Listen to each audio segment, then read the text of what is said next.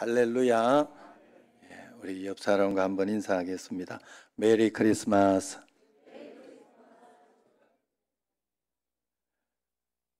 코로나가 닫아놓은 길 가운데 하늘의 복을 꼭 받으시기 바랍니다. 인사. 예. 인사하라고. 까먹었어요? 예, 할렐루야. 여러분 모두 이번 성탄절에는 빛으로 오신 예수님을 바라보는 그런 눈이 뜨이기를 축원합니다. 오늘 요한 사도는 예수님은 세상에 빛으로 오셨다, 그렇게 이야기를 합니다. 요한 사도가 12장 46절에, 오늘 1장 9절이지만 12장 46절에 보면 내가 세상에 빛으로 왔나니, 그렇게 이야기를 합니다. 그러나 이 빛은 산이나 바다를 비추는 그런 빛이 아니라 각 사람에게 비추어주는 그런 빛입니다. 오늘 말씀 이렇게 보면 9절에 참빛 곧 세상에 와서 각 사람에게 비추는 빛이 있으니 그랬어요. 사람에게만 비추는 빛이라는 게 무슨 말입니까? 영혼을 살리는 그런 빛이란 말입니다. 만물에게는 없고 사람에게만 있는 것이 바로 영혼이죠. 그래서 빛이신 주님이 우리에게 오신 것은 우리 영혼을 살리려고 왔습니다. 그래서 에베소서 2장 1절에 보면 그는 허물과 죄로 죽었던 너희를 살리셨도다. 또 에베소서 5장 14절에 보면 잠자는 자여 깨어서 죽은 자들 가운데서 일어나라. 그리스도께서 너희에게 비추시리라 하고 이야기를 합니다. 말씀합니다. 이 말씀을 기록한 사도 바울 자신이 핍박자였으나 햇빛보다 더 강한 빛으로 임하신 주님을 만나고 나서 영원히 살고 사도가 된 사람이었습니다. 영혼의 예수님의 빛으로 임한 사람은 영혼만 살 뿐 아니라 삶 전체가 복을 받게 됩니다. 그래서 요한 3서 1장 2절에 잘 아시는 대로 사랑하는 자여 내 영혼이 잘 되면 네가 범사가 잘 될 것이고 또 건강하게 될 것이다, 이렇게 말씀하고 있습니다. 이것이 성탄의 축복인 줄로 믿습니다.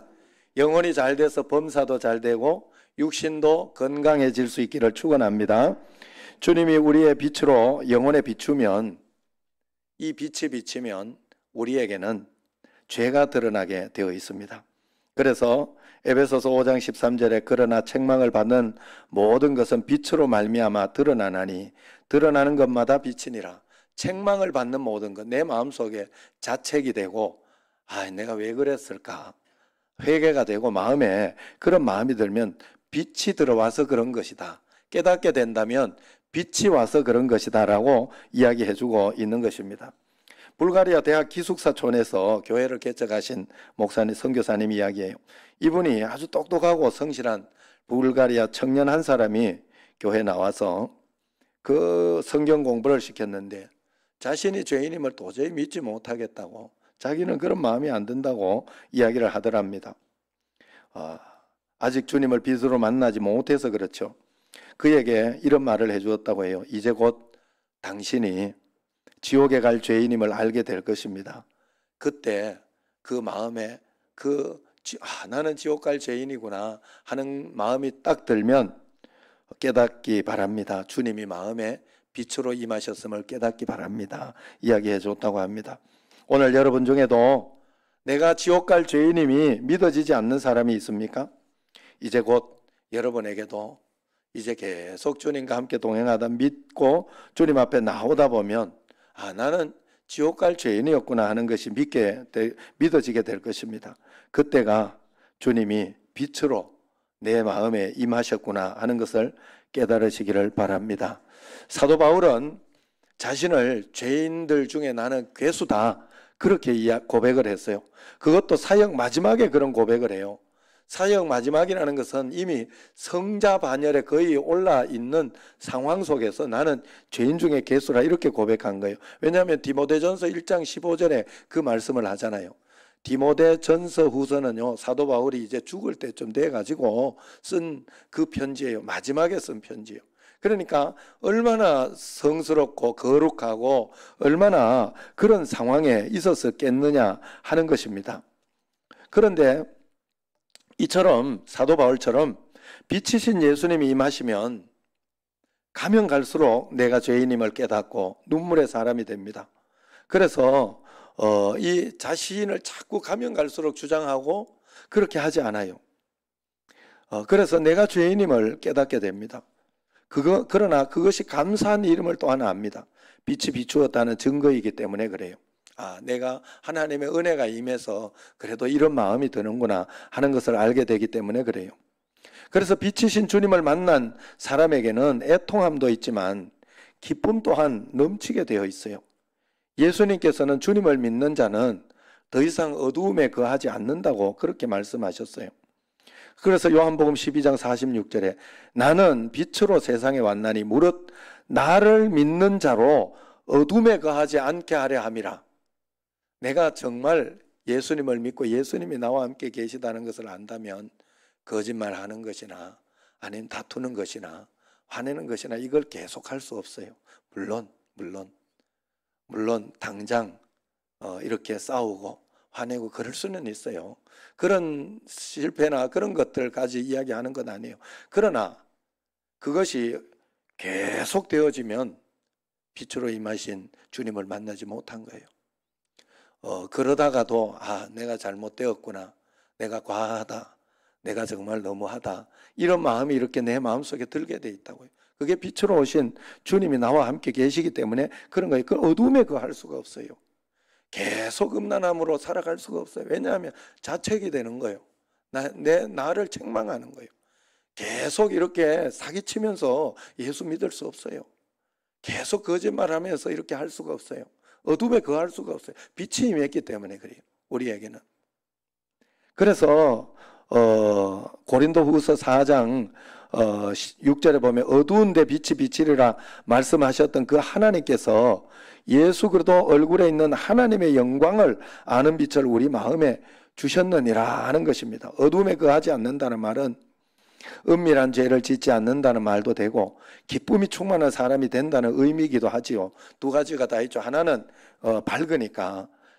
여러분 제가 몇 번 이야기해요. 우리 청신제일교회가 산 게 빛 때문에 산 거 아시잖아요. 처음에 여기 왔을 때만 도둑놈 소굴이었어요. 여기에 이렇게 적어도 사진도 찍으러 영상도 찍으러 왔다고 내가 들었어요. 이야기를. 비디오 자키인가 뭐 거기에 이렇게 찍혀가지고 여기 막 우범지대처럼. 그랬는데 여기에 빛을 비추기 시작했어요. 곳곳에다가 불을 켜놨어요. 그냥 다른 거 불만 켜놨어요.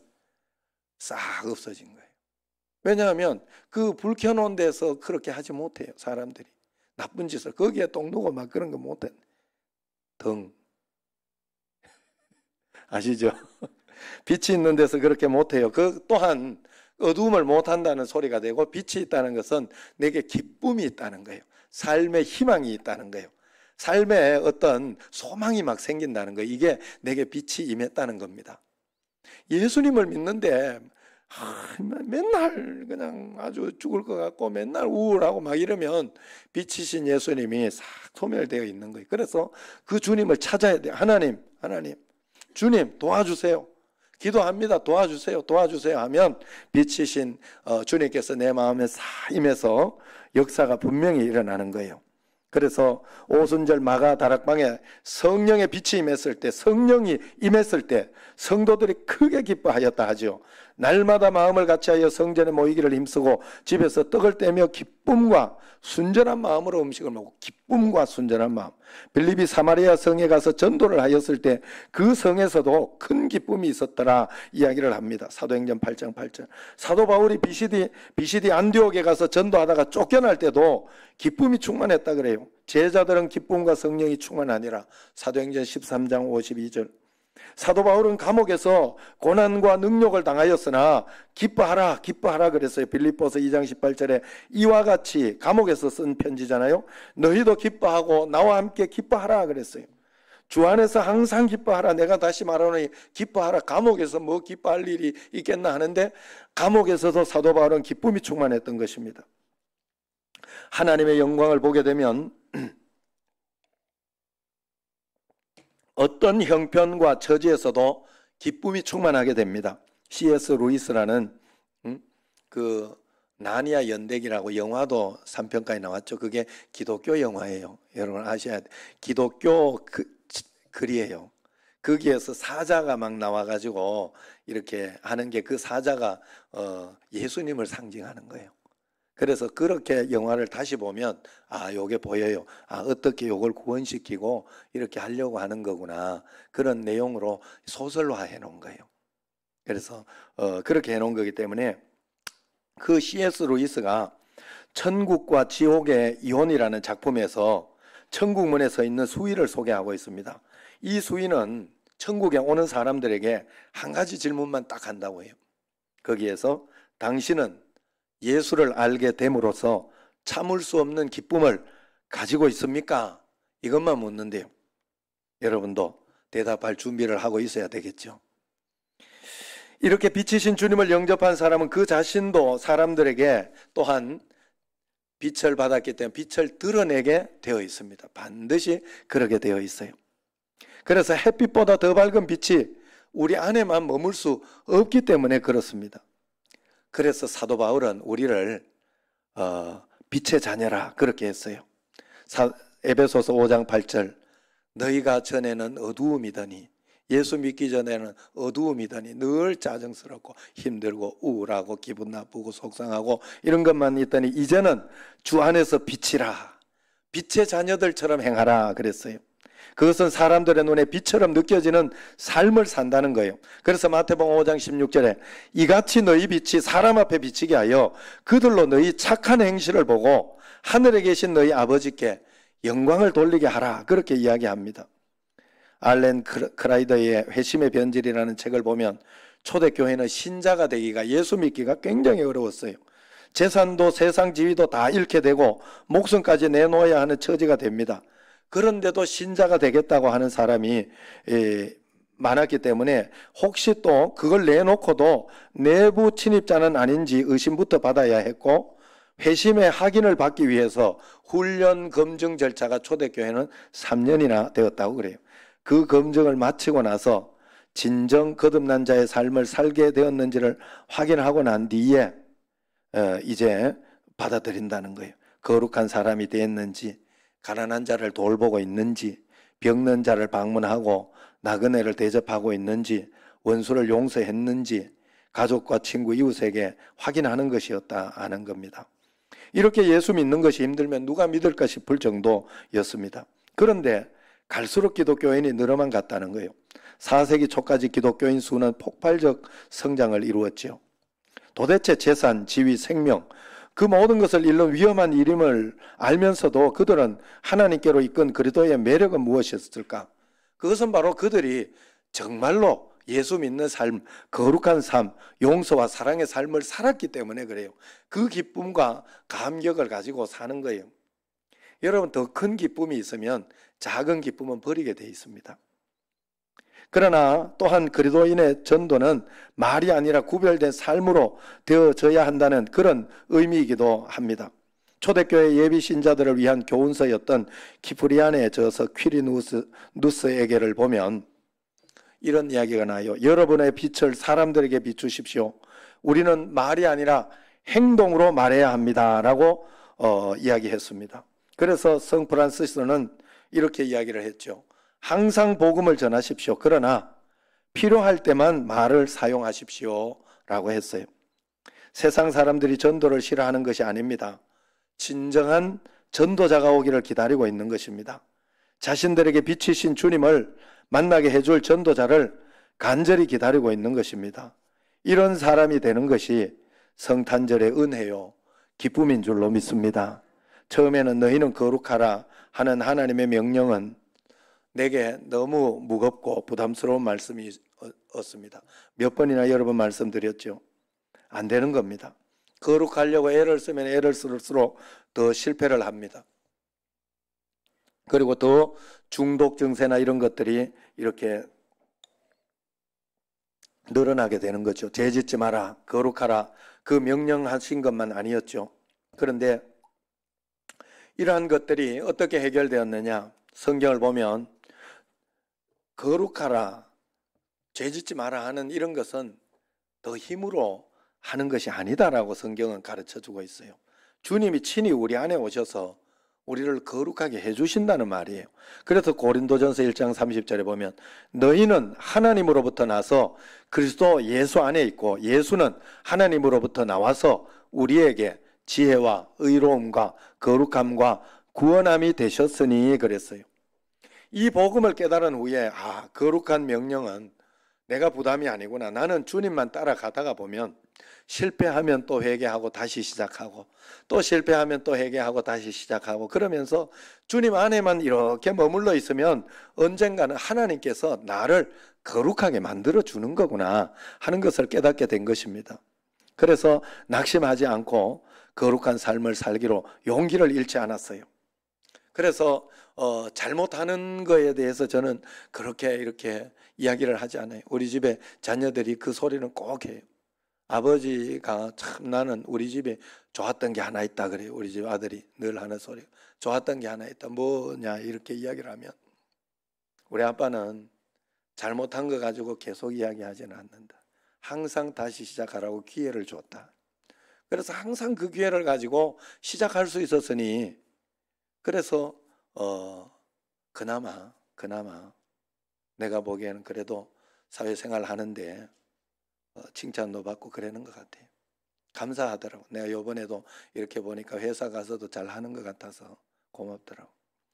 그리고 어쨌든 여러분 하나님 앞에서 나는 끝까지 오뚜기처럼 회개하고 다시 일어나는 일만 하면 돼요.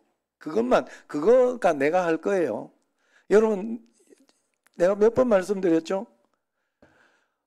처음부터 다 잘하려고 하면 안 돼요. 우리에게 하나님께서 처음 가르쳐 준 게 뭐예요? 아기가 걸음마 걸을 때 3,000번을 넘어진다 하죠. 3,000번을 실패하는 거예요.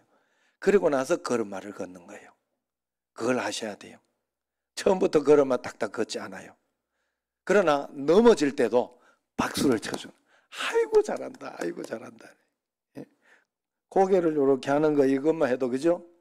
고개 돌리는 것만 해도 요즘 그거 이제 그러니까 그럴 때 못하는 걸 가지고 너희 아이 바보 같은 게 이게 이렇게 하지 않아요. 아무도 그러지 않아요. 아이고 잘한다 잘한다 이러면서 칭찬하고 격려를. 그건 실패가 아니기 때문에 그래요. 여러분 내가 오뚜기처럼 일어나려고 하고 회개하고 하는 것은 실패가 아니에요. 하나님 앞에 정말로 잘하려고 하는 거기 때문에 다시 하면 돼요. 빛이신 주님이 임하셨을 때 가장 내게 일어나는 대표적인 열매가 뭘까요? 그럼 그것은 바로 사랑의 열매입니다. 우리 인생에서 최고의 가치가 사랑입니다.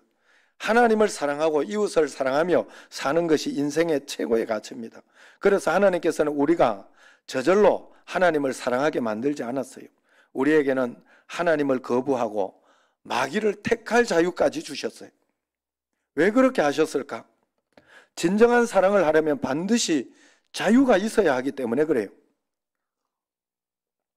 어쩔 수 없이 하나님을 사랑할 수밖에 없다면 하나님을 사랑하는 것이 어찌 기쁨이 되겠습니까? 하나님께서는 우리를 강제로 하나님을 사랑하게 만드시지 않으셨지만 또한 무책임하게 우리를 버려두지도 않으셨어요. 예수님을 보내주셔서 빛이 우리 영혼에 비추어서 우리 영혼을 살려내는 거예요. 그래서 내가 예수님의 빛을 계속 받아들이고 그 예수님의 빛을 따르려고 하면 그 빛이 나를 살리고 가는 거예요. 하나님을 바라보게 해주시고 하나님을 사랑하게 하는 것입니다. 그렇다면 예수님이 빛으로 오셨다면 왜 어떤 사람은 예수님을 만나지 못하는 것입니까? 왜 여러분 어떤 사람은 더 많이 만나고 어떤 사람 덜 만나냐? 그건요 다른 이유가 없어요. 그렇게 바라보려고 주님과 함께 동행하려고 노력을 하지 않기 때문에 그래요. 노력을 하지 않기 때문에. 네? 어떤 사람은 오늘 아이고 설교 말씀 듣고 은혜 받았다. 아이고 행복 감사하다 이렇게 하는데 혜진은 오늘 막 말씀을 듣고 아이고 감사하다. 오늘 막 은혜 된다 이랬는데 명철은 고마 자다가 고마 은혜가 뭐고 가다가 벌떡벌떡 이렇게 한 번씩 들어가지고 이게 뭔 소리 했는지 이렇게 모를 수 있잖아요. 뭔 차이요? 잘 들은 거 차이. 하나님 무슨 이야기 하려고 하면 하나님을 사랑하는 차이예요. 내가 정말로 내가 은혜 받고 싶다. 나는 정말 하나님 축복 한번 받고 싶다. 내가 이런 마음을 가지고 하는 사람하고 하나님 축복받으려고 하면요, 말씀대로 살아보려고 하는 거잖아요. 내가 손해가 나더라도 말씀대로 나 하나님 축복받아야 되니까. 세상 축복이 아니라, 사람의 축복이 아니라 하나님 축복받아야 되니까. 그래서 막 원수가 있어도 원수를 사랑하려고 애를 쓰고 노력하고 그러지 않겠습니까? 그래서 내가 적극적으로 하나님을 바라보고 사랑하려고 하는 그 마음의 차이예요. 바라보는 차이예요. 그래서 빛이신 주님을 계속 바라보라는 거예요. 히브리서 12장 2절에 믿음의 주요 또 온전하게 하시는 예수를 바라봐라. 바라보다가 보면 한번 봤다고 끝나는 게 아니에요. 바라본다는 건 계속 바라본다는 뜻이에요. 믿는다는 거 한번 믿었다고 그냥 끝나는 게 아니라니까. 뭐 티켓 얻은 게 아니라니까요. 믿음의 삶을 여기서부터 믿는 거예요. 믿고 있는 게 계속 믿음이, 그래서 믿음이 점점 성장해야 되고 믿음이 점점 확장돼야 돼요. 우리에게는. 이번 성탄절 예배는 예수님 생일 축하하는 시간이 아니에요. 여러분 생각해 보세요. 성탄절은 예수님이 탄생하신 날이 아니잖아요. 예수님은 창조 전에 이미 존재하셨잖아요. 성탄절은 예수 그리스도께서 빛으로 이 땅에 오셔서 우리에게 비추인 날을 예배하는 그런 날입니다. 그러므로 계속 주님을 생각해야 돼요. 그러면 빛으로 오신 예수님을 분명히 여러분 만나게 됩니다.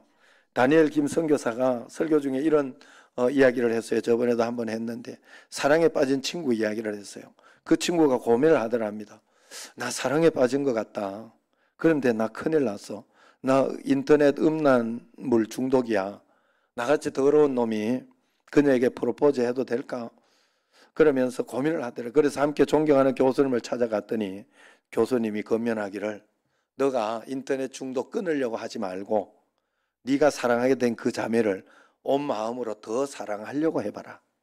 그녀를 더 진심으로 섬기고 기도하고 편지 보내고 선물하고 만나고 그녀가 행복하도록 열정적으로 한번 사랑해봐라. 스토커처럼 하지 말고 그녀가 정말 행복하게 할 마음을 가지고 적극적으로 해봐라. 그렇게 이야기를 했답니다. 한참 뒤에 너무나 행복해하는 친구를 만나게 됐대요. 너 어떻게 됐어? 물으니까 뭘? 이래야 돼. 너 예전에 음란 고민하던 거 이러니까 생각도 안 난다. 그러더라는 거예요. 어떻게 그렇게 됐나? 몰라. 그냥 그녀를 교수님 말씀처럼 뜨겁게 사랑하면서 그렇게 하다가 보니 내 안에 중독이 사라져 버렸어. 그러더라고요. 여러분 정말로 저도 어떤 중독, 끊을 수 없는 어떤 그런 것들을 끊는 방법이 거기에 있었어요. 정말 주님께 더 가까이 나오고 성경 더 읽고 더 기도하고 주님 앞에 더 가까이 나아가는 훈련을 하면서 그렇게 하다가 보니까 이 세상 것이 점점 없어지더라. 처음부터 확 끊어지는 건 아니에요. 사람이라는 게 그렇게 되지는 않더라고요. 저도 그랬어요. 그 하나님 앞에서 하나하나 없어지는 거예요. 조금씩. 중독에 빠진 사람에게는 강한 의지가 필요한 거 아닙니다. 절대로 강한 의지로 안 됩니다. 여러분 2번, 3번, 10번은 성공할 수 있으나 그 다음엔 다시 실패하면 더 깊게 빠져버려요. 절대로 안 돼요. 의지로 안 돼요. 그때 필요한 것은 중독보다 더 강한 사랑에 빠지는 거예요. 쾌락보다 우리를 더 행복하게 해주는 것이 있다면 하나님에 대한 사랑입니다. 예수님을 믿고 건강한 가족과 친구, 동료와의 따뜻하고 친밀한 관계 형성은 마약보다 훨씬 강한 행복이에요. 예수 믿고 결혼해서 오랫동안 이렇게 남편하고 살면 아유 저 화상 같은 이렇게 하는 그런 이야기를 우리가 보통 많이 듣잖아요. 세상에서. 그러나 그렇지 않은 가정도 많아요. 예수 잘 믿는 가정이에요. 예수 잘 믿는 가정은 그냥 부부가 계속해서 은혜롭게 제가 이렇게 살아보니 그랬어요. 저도 살아보니 그랬던 게 어떤 것인가 하면 둘이 부부가 같이 예수님을 잘 믿고 가니까 애 놓는 것에서부터 애 키우는 거 또 애 결혼식 막 그런 것들이 다 행복이에요. 그런 것들이 다 감격스러운 거예요. 그런 것들을 찾아가면서 점점 더 예전에는 둘이만의 행복이었다면 그 행복이 점점 확장되어 가는 걸 느껴요. 물론 그런 가운데 바람잘 날 없다고 고난과 고통, 어려움은 있지만 그것이 기도로 해결되고 또 이겨내지고 또 극복되어지면서 이렇게 만들어지는 행복이 굉장히 크더라는 거예요. 그렇게 우리는 하나님을 만나고 하나님을 사랑해야 됩니다. 그렇게 되면 우리의 삶이 반드시 바뀌게 돼 있어요. 하나님 사랑하다 보면 미움과 원망과 마음의 상처에서 벗어나게 되지요. 돈, 권력, 쾌락, 술과 방탕에서 벗어나게 되겠지요. 성탄절의 축복이 바로 그런 축복입니다. 하나님 사랑하다가 빛이신 하나님과 함께 동행하다가 우리 영혼에게 놀라운 축복이 부어진 것입니다. 오늘 이번 성탄절에는 빛으로 오신 주님을 만나 그 축복과 분복을 다 누리는 여러분과 저가 되기를 주의 이름으로 축원합니다. 기도하겠습니다. 하나님 아버지, 빛이신 주님이 우리에게 오신 줄로 믿습니다. 우리 마음을 비춰주시고 가르쳐 주시고 인도해 주시고 지켜 주시옵소서. 오늘도 성령에 함께 하시고 복의 복을 다하여 주시며 능력으로 인도하여 주심을 믿사옵고 예수님 이름으로 감사하며 기도드리옵나이다. 아멘.